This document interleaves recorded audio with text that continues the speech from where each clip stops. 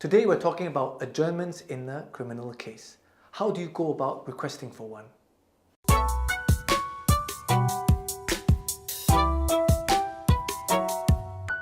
If you are involved in an ongoing criminal case in court, but you have yet to decide whether to plead guilty or to claim trial, you can request for an adjournment from the court.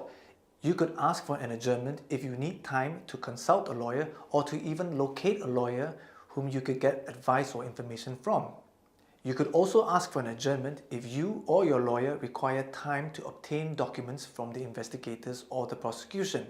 In the same way, you can also ask for an adjournment if you need time to prepare a letter of appeal or letter of representation to be sent to the investigators or the prosecution.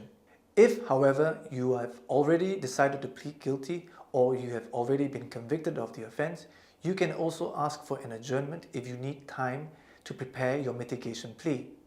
You can also ask for an adjournment if you need time to raise or find the money to pay the fine that is likely to be imposed. If the sentence that you are about to receive is likely or will be imprisonment, you can also ask for an adjournment if you need time to settle your personal or family affairs before you commence your sentence of imprisonment. Ultimately, the court will always be fair to consider your request for an adjournment if you need time.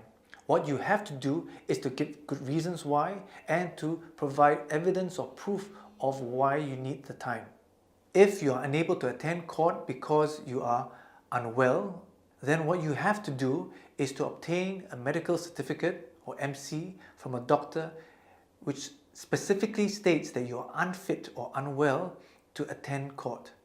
This is because the court will not accept a normal or usual medical certificate which does not state that you are unfit or unwell to attend court.